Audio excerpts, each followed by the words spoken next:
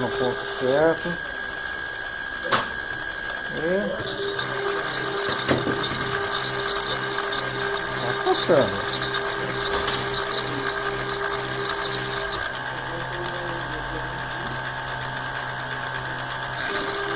Depois passa de novo, mais uma vez.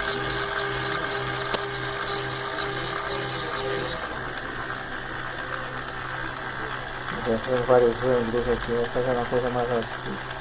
Mostrar ali a manivela virando. Sem ninguém segurar, hein? Agora está mexendo só nessa direção.